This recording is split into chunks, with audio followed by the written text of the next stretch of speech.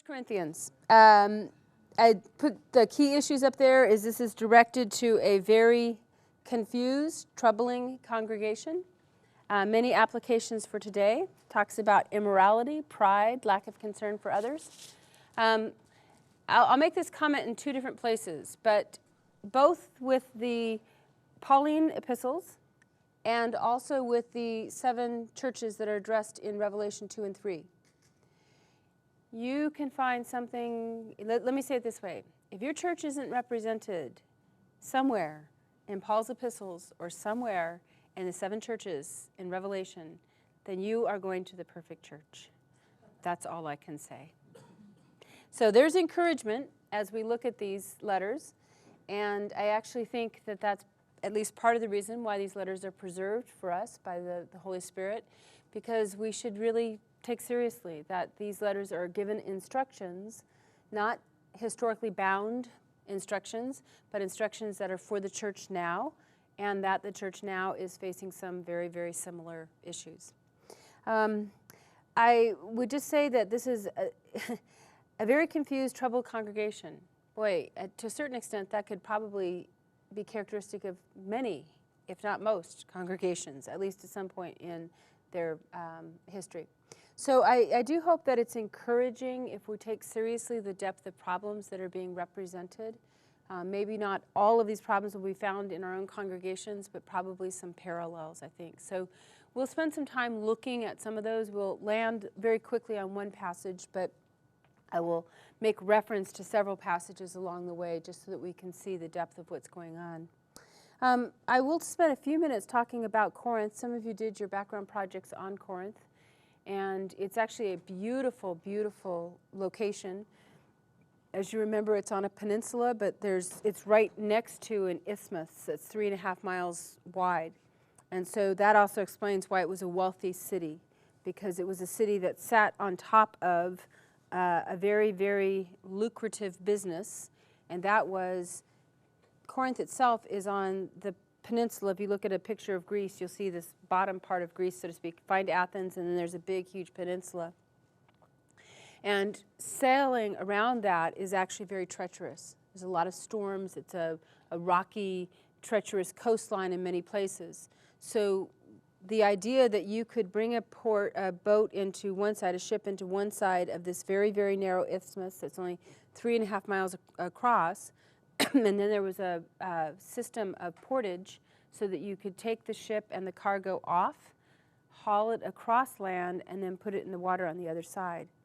That was expensive, but for many traders that was really preferable because it was pretty much guaranteed you're going to get across that way, but sailing around the whole peninsula was not so guaranteed.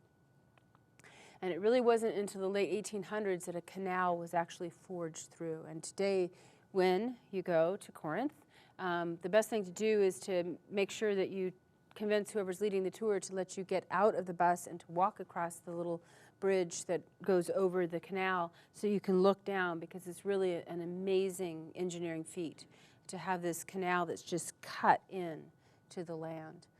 But that's also, again, it's for the same reasons. That canal is very profitable today and very important, because even today, sailing around is difficult.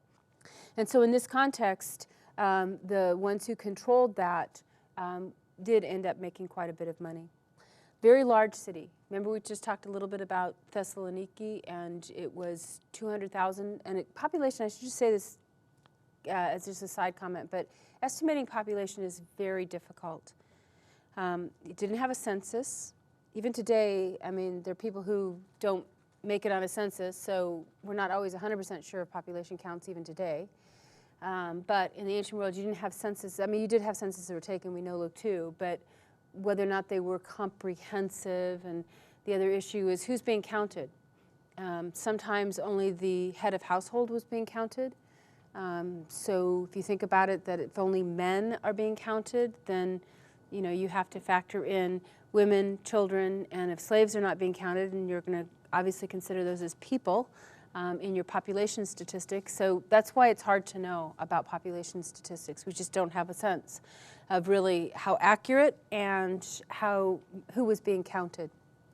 But Corinth is a large city by anybody's account, and as I said, it's a very important commercial city. Cosmopolitan city, many, many diverse cultures.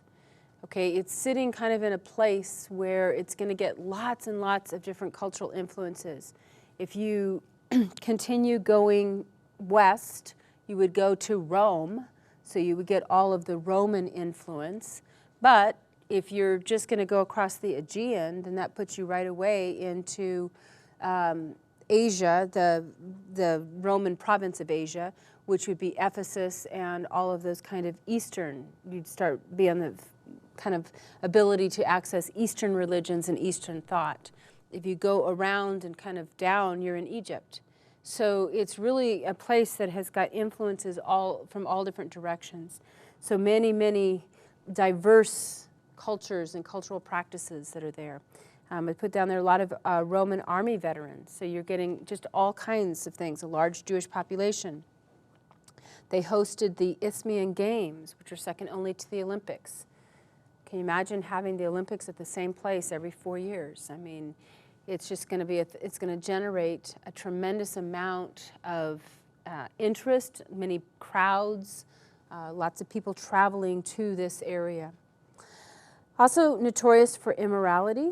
The Romans destroyed this in 146 BC, and this was one of the key battles that took place that really tipped the scales from the Greek Empire then to becoming the Roman Empire. And really the Romans did empire quite differently than the Greeks anyway, but the Greeks, after Alexander and the splitting up of his kingdom, his empire, this area would have been controlled by Greeks and Macedonians as well, but really thinking more from like a Greek perspective. And so this is one of the key battles that is going to begin to shift things over to, then it was called a Roman Republic. Very, very important. But just notice these expressions. A Corinthian girl was another term for a prostitute. To Corinthianize was to commit sexual immorality. So these are terms that really show us an indication of what it was like to be there. Many people have said that those terms applied to the old city, the city before 146, and then the city was rebuilt after that. So obviously Paul is coming to the rebuilt city, not the old city. If we understand our dates correctly there, it would not be possible for Paul to do that.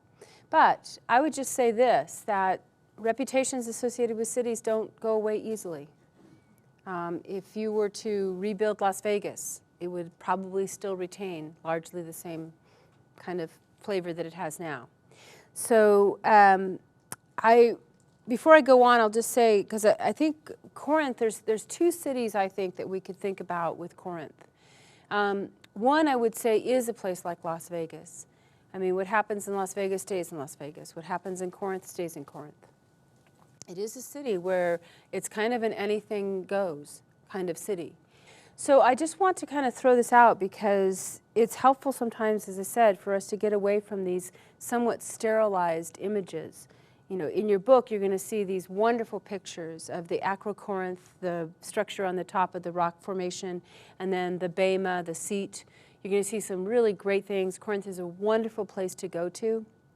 It's been well excavated. There's more to go, but both the upper Acrocorinth and then the city Corinth itself have been well excavated. So, hey, I mean, what's not to like about it? You go halfway up the kind of Acrocorinth and you've got this amazing view of the whole peninsula and then the isthmus and the water on either side, the two harbors. So, I mean, it's a great place. But I think it's also important for us to recognize that it was not a great place for everybody living in Corinth. Let me put it that way.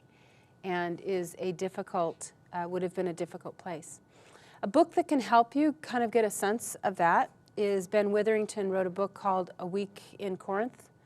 I think I've got that title right. Somebody can Google it and find out. But A Week in Corinth.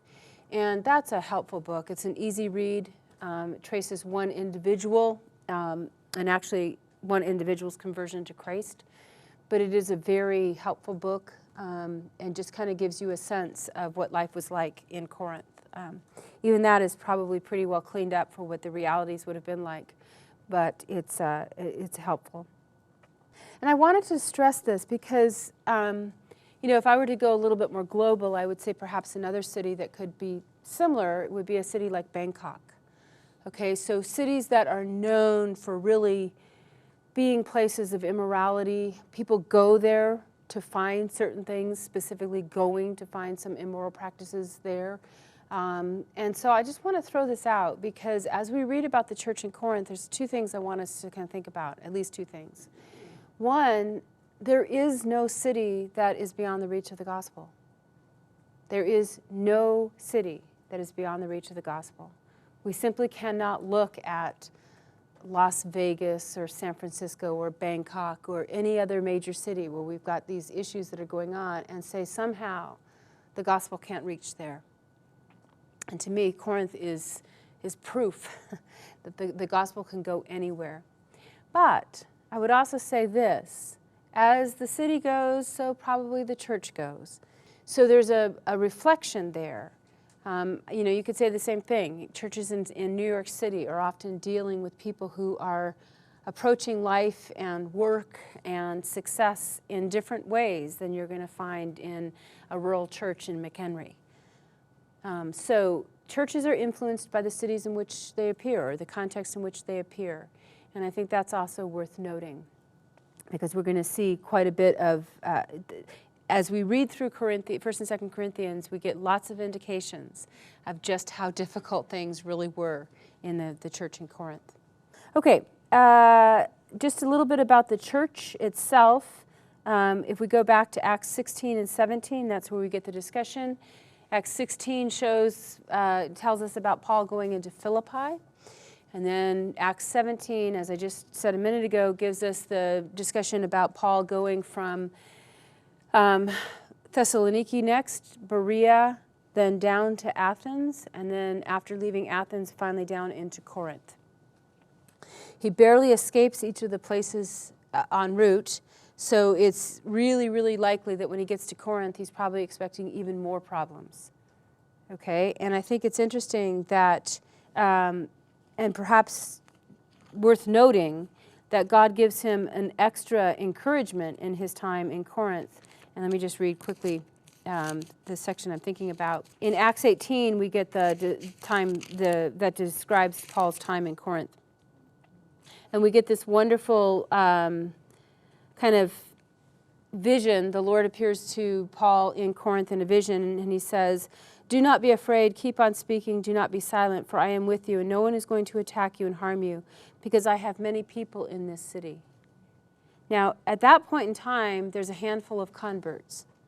So if Paul is talking, if the Lord gives Paul a vision that there are many people, of God's people in Corinth, then that has to be a tremendous, tremendous encouragement to Paul. And really along the lines of, they're not evident yet. How encouraging it is to think that when we go into places where it's not obvious that God's working, that God still has many people there that we have not yet met. They have not yet come to know Jesus. So tremendous encouragement. A great encouragement obviously would have been the people he met there. That's Aquila, or Aquila if you want the Latin pronunciation. Eagle and Priscilla, venerated woman.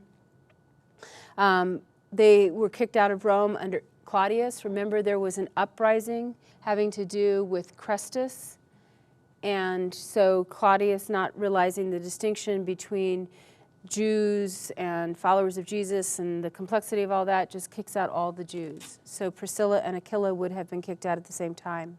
Paul begins his work in a synagogue, and then there's a convert from the synagogue, which is very encouraging, but then has to move next door to the next house over at Titius Justus. So that's just kind of a background of the church. What's interesting, too, about Priscilla and Aquila is their conversion is not recorded.